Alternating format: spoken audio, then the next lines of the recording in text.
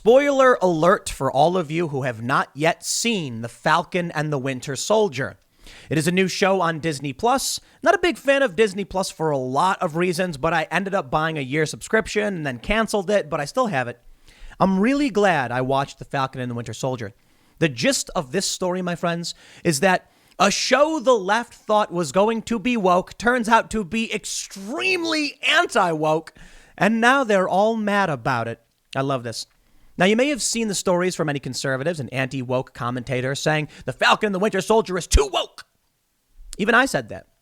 There's a scene where Sam and Bucky, Bucky's white, Sam is black, are walking, arguing, and the cops pull up and they're like, "Sir, is this man bothering you?" to Bucky. And I groaned. And apparently there's a rumor going around that people just ditched the show and they're like, "Oh, I'm not going to watch this woke absurdity." But the show is deliciously anti-woke, and now we can see the results. Leftist publications and woke organizations are actually angry at the conclusion of The Falcon and the Winter Soldier. My friends, I love this. The Falcon and the Winter Soldier. Let me give you the simple story. And again, you've already been warned of spoilers. This is a story about a black man, Sam Wilson, the Falcon, a veteran, who is good friends with Captain America, Steve Rogers, a white man. At the end of Avengers Endgame, Steve Rogers, Captain America, gives the shield to Sam Wilson. But in the beginning of the show, Sam gives the shield to the government. He didn't want it. And the message they convey is that he was conflicted. You know, he was a black man in America. Did he want to be Captain America? He wasn't so sure. So he gave the shield away. Immediately, a lot of people were, getting angry. And we see conservatives saying it's woke. No. This is the redemption arc from someone who was having that woke anger and then becoming an American patriot. The gist of this show is that a black man is told by all of these people around him that the country doesn't represent him, that he shouldn't be supporting Steve Rogers, who's a white man. And he says no. He puts on the American flag. He uses that shield styled like the American flag, and he beats Antifa with it. That's the show. I'm not even kidding. It's complicated. It's not just a fan fest. It's not. It's all the Trump supporters are not going to be cheering at every single turn. It's a nuanced show, but it is brilliant. In the last episode, Sam Wilson defies this other older black man and says he's going to represent America. He's going to wear that shield. Ain't no one is going to tell him he can't fight for this country. And he beats open borders Antifa types. They're called the flag smashers. I love it. Even the guy they thought was the toxically masculine white privilege guy, U.S. agent John Walker, who was given the mantle of Captain America. It's complicated. He turns out to be a hero. I love it. Everything they thought was going to happen. The show goes totally anti-woke, my friends. This is a turning point. It's not just about the Falcon and the Winter Soldier. Let me show you a couple things. James Carville on the state of Democratic politics from Vox.com says wokeness is a problem and we all know it. Bravo, good sir. Thanks for finally paying attention. We also have this. Changes at Basecamp, a company that many people thought was the wokest of woke in Silicon Valley, so they say, is now announcing they're getting away from politics. No more societal and political discussions on our company Basecamp account. We're going to be backing away. Yes, we're compressing this. We're getting rid of it. Look at this big list. They're like, nah, we're going to get away from all this woke stuff. Now, maybe they realized wokeness was negatively impacting their bottom line. Maybe Disney realized people in America like the American flag and don't like the extremists running around killing people and burning down buildings. Maybe they realized most Americans just want to be left alone. And so now that Donald Trump is out of office and they're realizing they've lost a lot of money, they're pulling things back. It could just be that, without Trump, they're like, okay, we don't need this stuff anymore. And they're realizing you cannot wield the one ring. It could be that they lost too much money, that people were canceling their accounts and they're like, rewrite the show, make it not woke. Can we get a guy with an American flag to beat Antifa for a minute? That'll get people to buy our product. Listen, how many people canceled their Disney Plus accounts? I don't know. But I'll tell you this, it wasn't the woke people. Oh, actually, no, they probably did anyway because they cancel everybody. But they were losing regular Americans. So now we get this show. Let me read you some of this. And it's so hilarious how now the woke people are like, well, they thought for a while that certain things were going to happen, and they didn't get what they wanted. No, instead, it's a show where a black man says, I'm going to fight for America, take the American flag, and use it to beat Antifa. I just love it. I love it. Here's the story from Inverse. They say, Falcon and the Winter Soldier is Marvel's darkest ending since Infinity War. Now, hold on a minute. You may not be a big fan or care about any of these shows, but let me just show you the downfall of wokeness in Hollywood, at least here. Because most of you probably know by now, the Oscars saw a 58% reduction in ratings to its lowest point ever. Now we have this story. Check this out. They say, Sam Wilson is Captain America, but the bad guys still won. I love it. They think the bad guys won because Antifa lost. Isn't that hilarious? They say at the end of The Falcon and the Winter Soldier, Sam Wilson has taken up an identity that belonged to his pal Steve Rogers, keeping a precious gift within a trusted circle. What's more, a black man is wearing the Star-Spangled Mantle. Hear, hear, because absolutely one of the bloodiest battles ever fought in the history of the planet was by people in the United States to end slavery. Now, other countries did it before us. Many of them did it through payments and reparations and things like that. We fought and we won. The Confederates lost. People died. That's what that flag represents. We're not flying the Confederate flag. Now, we have free speech. You're allowed to. Not a personal fan. You're allowed to if you'd like, but we fly the American flag because that represents what our ancestors fought and died for. Among other things, preserving the Union. I get it. There's a lot of complicated issues. So if Sam Wilson, a black man, says he wants to fly that flag, respect, 100%. Here's what they say. They said he wore the Star-Spangled Mantle, vowing to try something new with the complicated legacy that is Captain America. With smiling faces and good vibes, the Falcon and Winter Soldier ends on a happy note. Even Isaiah Bradley accepts his part in the MCU. But who actually walks away? Who dies and who lives? Perhaps most importantly, who ends up richer? The Flag Smashers are defeated? Sure. But consider for a moment if the Flag Smashers were even the bad guys to begin with. In the show, the Flag Smashers wear masks, commit acts of terrorism, and kill people because they want open borders. I am not exaggerating. That's the plot. The good guys beat them up, and John Walker, he's this soldier who's got like PTSD, his friends had died. He watches one of his friends die at the hands of one of these terrorists, and then he kills one of them. And they told us, all of these leftists are laughing, saying, haha, he's the bad guy. Captain America's the bad guy. Then it turns out he's a good guy. They literally had this dude beat Antifa to death. And it's supposed to be this powerful moment. But then he redeems himself and he becomes a hero helping Sam and Bucky. And now they're saying, are the Flag Smashers even really the bad guys? I think when you kill innocent people, that's the point. The good guys don't do that. There's a point in the show. Check this out. Look at what they're saying. There's a point in the show, all right? Check it out. John Walker, he's a soldier. He's given the mantle by the government to be Captain America, but he's just a regular guy. He's a soldier. He's not a regular guy. He's like a decorated war hero. He's got a friend, his best friend, Lamar, a black man, and they fight together and they work together. Well, one of these Flag Smashers kills Lamar, and Walker, in rage, chases one of them down and kills them. It was a sad moment. It was horrifying that he did this. The guy was like, it wasn't me. It's like, you're a terrorist organization who kills innocent people. You just killed another man and he used deadly force to stop him. He shouldn't have. That was a powerful moment in the show. But in the next episode, or not in the next, in the last episode, he chooses to save hostages instead of fighting for revenge, and even has the Flag Smasher woman who murdered a black man say his life did not matter. I kid you not, she says that. She says he doesn't matter because he couldn't do anything for her politically. And I'm like, oh, that is Antifa. That is the woke authoritarians who pretend to care about people, but would kill them in a moment's notice saying they don't matter. And his best friend, a war hero with PTSD. I say PTSD because there's a point where he said, imagine if we had the super soldier serum in Afghanistan, how many of our friends would not have died? The dude clearly is suffering from what he's experienced as someone who wasn't a superhero, didn't have these powers, and was fighting and watched his friends die.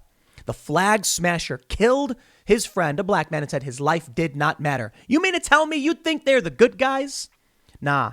Disney put out a message that is deliciously anti-woke. They say, With the rumored pandemic storyline that was cut during rewrites, clumsy politics that leave the flag smashers ill-defined, I think they're pretty easily defined, a terrorist group of far-left wingnuts who want open borders, and an outcome that leaves certain characters dead and certain people alive and questionably redeemed. Oh, I love it. The Falcon and the Winter Soldier has perhaps the darkest ending in the MCU since Infinity War. What makes it especially painful is that the ending really is the complete story of America. Questionably redeemed. You know why? Because John Walker was supposed to be white privilege. He was supposed to be toxic masculinity. And in the end, he's a good guy. They can't take it, can they? Check it out. Throughout the Falcon and Winter Soldier, Marvel has, if imperfectly, reckoned with the story of America. America is a mythology of symbols in which people telling its story omit the truth when inconvenient and uncomfortable. Isaiah Bradley was one such inconvenient truth about Captain America, the personification of America itself. Isaiah Bradley was left out of the mythology of Captain America while John Walker was handed the role by virtue of his abilities, service record, and let's say it out loud, his handsome Caucasian looks. They really don't like him. We then learned why it lacked the fiber to be Captain America. In his new U.S. agent identity, Walker is given a literal license to act in a way that's more suited to his pragmatic methods and underlying jingoism bubbling beneath the surface. Steve Rogers didn't like bullies, but Walker sure did bully his way through missions. Don't you know who I am? He once barked in an episode. There is no better proof of white privilege in the MCU than the crowning of John Walker as Captain America. His comparatively light punitive sentence when he failed, and his effortless segueing into an adjacent role. John Walker's turn after his on-duty murder of a flag smasher classified Walker as a villain, if not a functional antagonist for our heroes Sam and Bucky Barnes. Walker proved he's not fit for the role of a superhero, let alone the role of Captain America. That only made his redemption moment more questionable in the season finale. No, it didn't. The flag smashers were literally killing innocent people. And that's the plot. Sam goes to this woman and he says, you gotta stop killing innocent people. I understand you're fighting for what you believe in. And she's like, I do what I want. And so here you got a guy, John Walker, watches his best friend, a black man, murdered by this open borders lunatic from a group of people who are killing the innocent. He chases one of them down and he beats him to death with the shield. He shouldn't have, because heroes shouldn't do that. That makes John Walker an anti-hero, not a villain. He was trying to do good. He was trying to stop terrorists. He's a decorated war hero, and he goes overboard almost like the Punisher does.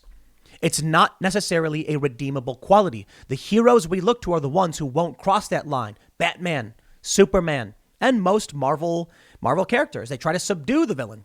And it causes problems when Loki, for instance, escapes. John Walker is more of an anti-hero, but I love how they're like, he's a villain. He shouldn't be redeemed. Look at this. With a truck full of innocent people at risk, Walker sacrifices his revenge against Carly Morgenthau to save the individuals in harm's way. It's a selfless moment, sure, but it's just one moment.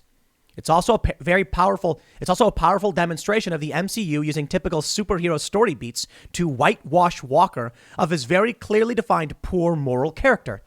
In passing, Walker's selflessness redeems him from his past actions, but upon wearing the black suit of U.S. agent, he seems more dangerous than ever. I love it. They can't handle the fact that there's nuance to this story, and simply by virtue of being a white man, they are not villainizing him. There's a scene, I love it. It's Isaiah Bradley. He was a super soldier. They experimented on him, put him in prison. He tells Sam Wilson, you think you can tell me to come out with my story because you have that white man's shield. And Sam says, Steve Rogers didn't put you in jail. It's an amazing point. That was deliciously anti-woke. You have this one guy who's holding on to this racial anger, saying it's a white man's shield. And Sam says it's Steve Rogers' shield. It doesn't matter that he's white. It doesn't matter that Falcon is black. They're people. That's anti-wokeness. There's a scene where the Falcon's walking down the street and a little kid says, hey, it's Black Falcon. And he goes, nah, I'm just the Falcon. And the kid goes, my dad says you're Black Falcon. Nah, kid, it's just the Falcon. That's right. It is just the Falcon. And at the end, there's a great moment where some guy sees him. Falcon's wearing the American flag suit with the shield. And this black guy goes, man, that's the Black Falcon. And the guy goes, nah, that's Captain America. And I'm like, yes, that is Captain America. Because in America, you can be black, white, Asian, Latino. You can speak a different language and you can fight for the flag of this country and what this country stands for. Now that is awesome. I love how it's like nationalistic too. I'm not a staunch nationalist. I'm fairly pro America, but I'm very much in favor of international trade and agreements. So I'm pretty middle of the road. I take the test. It's like, yeah, it's kind of a mix. But this show was like very, very nationalistic. They say then there's the flag smashers, the weakest element of the show. Another example of MCU's antagonists who would be heroes if not for their bloodlust. Open borders are the heroes, but the MCU gave them a bloodlust. Now, it's almost like the Antifa people who go around smashing up buildings for their cause would be heroes if they weren't going around smashing buildings and, beating people and engaging in riots that result in, a couple dozen dead over the past year. Maybe they wouldn't be heroes. If people come out and they're open borders communists or whatever, I wouldn't call that heroic. They say the flag smashers carried, look at this, they even say they carried with them the aesthetics and evocation of Antifa. Oh, it's so delicious watching woke entertainment go, no, why are we the bad guys? Never mind that Antifa and the flag smashers have little in common outside of preference for black clothing and open borders and, hurting the innocent. In Falcon and the Winter Soldier, they looked and behaved exactly like the kind of imaginary anarchists Fox News uses to scare racist geriatrics. My friends, this is the opposite of get woke, go broke. You got to watch the show. I thought it was fantastic. It was fairly centrist. I mean, people were even saying like, yeah, Disney's like trying to run the middle of the, maybe they realized that Captain Marvel was trash and nobody liked it. Maybe they realized maybe we just play this one closer to the middle and we'll do better. And here's the story you get. A black man, a veteran, Sam Wilson, is reconciling with the idea of wearing the American flag and what that means. He meets other people in the black community, people who he respects, who tell him he shouldn't wear that flag, and it gives him pause. But he thinks about it. And he thinks about what the flag represents. And he thinks about his friend, Steve Rogers, who was white. And he says, that doesn't matter. I can fight for this country. And even helps change the minds of some of these people who are holding onto that racial anger while still recognizing it. Now, that is great. I talk to these conservatives and I mention this stuff and they're cheering for it because the left has this caricature of conservatives that they're all like racists who hate who hate discussing anything having to do with racism. No, they hate it when you spit in their faces and tell them they're evil for being white male Christians. They clearly agree that racism is bad because the country itself has almost entirely moved towards agreeing with racism being bad and passing the Civil Rights Act. We're at a point now where you talk to any conservative and they'll tell you racism is bad. What is this caricature the left likes to have? Look at this. The flag smashers never made sense to me. I'm not alone. Maybe it's because you don't actually follow the news and don't understand the points being made. That hurting the innocent for political goals is wrong. That the people who want blind open borders often do so with violence. Not all of them. There's a libertarian right, but these are the collectivist left. I love how they even say it's Antifa. It's right there in your face. So look, watch the show. You'll probably be like, oh, that's pretty good. There's something about a veteran, a black veteran, taking a shield shaped like the styled for the American flag, and then just like beating up Antifa with it, right? Now we can see from this interview with James Carville. I'm not going to read the whole thing, but he basically says wokeness is a problem, and we all know it. Man, are we winning? Can we get back to arguing about tax policy so I can like sit down with Ben Shapiro and be like, America is great, we agree, that's wonderful. Now tax policy. It's like, okay, I think we need a progressive tax for these reasons. And then Ben can be like, no, that's wrong. And then afterwards, we'll, crack a beer and we'll shake hands. I mean, we already mostly do that, right? The disaffected liberals, the ones who are paying attention, those not in the woke cult. We're more than happy to have conversations and talk about where we disagree. I've had numerous people on my show, Timcast IRL, where I'm like, I don't like the anti-riot bill in Florida. And then, Will, who's conservative, is like, I think it's right. And I'm like, I think it's wrong. And afterwards, smile, handshake, crack a beer, figuratively. And it's like, I'll see you next time, man. Thanks for coming over. We have to disagree. Disagreeing is fun. And then work out the ideas and then trying to convince people to vote. I think that's the way things should be. It's great. I disagree. I disagree. Okay, well, what do you guys think? Go vote. Turns out most people disagreed with me in the super chats, or at least the ones super chatting disagreed with me. They thought it should be a felony to block a roadway. And I don't think so. I think it's Oklahoma. They're making it a high-level misdemeanor. I'm like, that makes sense. Don't block streets. But come on, a felony? You can't vote and buy guns anymore because you blocked a street during a protest? I get it's bad, but a felony's a little much, isn't it? That's just my opinion. I think we're winning. And there's another story that shows I think we're winning as well. There's still areas, the fight's not over. This is just one battle in the greater culture war. There's a story, though, coming out of Texas and Florida where legislation to protect social media users from censorship is moving through their the legislature. In Florida, SB 7072 would protect a user from censorship. Now, if you're listening on the audio version of the podcast, you probably already heard this before, but I'm going to be doing this in the next segment over at youtube.com/Timcast, talking about what this is. This is huge. I might have to move to Florida. This is amazing stuff. Look, I was watching Falcon and Winter Soldier. It got to this woke point, and I'm kind of like, I don't know, man. But I'm going to keep watching it. Why not? I was excited to see what happens. And I saw all these people complaining about it. Now you can see the left media sitting there like confused, like, wait a minute. Why is Antifa the bad guy? Why is he's a jingoist? Why is he wearing the American flag now? Oh, no. Yeah, well, now they know how everyone else feels when they do this woke garbage media no one wants to watch. Here's what needs to happen. Watch The Falcon and the Winter Soldier. If you agree with me, then support the show. We need to prove to these corporations when we vote with our dollars, it's good. We need to prove that when you make good content that speaks a message, Antifa bad, hurting the innocent bad, America good, that we support that. Now, I don't like that Disney Plus supported the, what's it called, the XPCC or whatever, the group running the concentration camps in China. That's a bad thing. We must condemn that. For The Falcon and Winter Soldier, though, I'm going to say, please, Disney, do more. 5 out of 5, 10 out of 10, whatever. I thought it was fantastic. Seeing Sam Wilson in that suit, like the American flag with the shield, I was like, that is awesome. Soldier fighting for his country and the open borders leftists losing. It was great. It was nuanced. Not completely one-sided, but I thought it was a good message about the virtues of America and, showing that some of these leftist extremists, many they came from Europe, they came to the U.S., were wrong. They were extremists and they were wrong and they had to be stopped. And even the guy you thought was supposed to be the bad guy turns out to be a good guy. Check out the show. I'll leave it there. Next segment's coming up at 4 p.m. over at youtube.com/Timcast. Thanks for hanging out, and I will see you all then.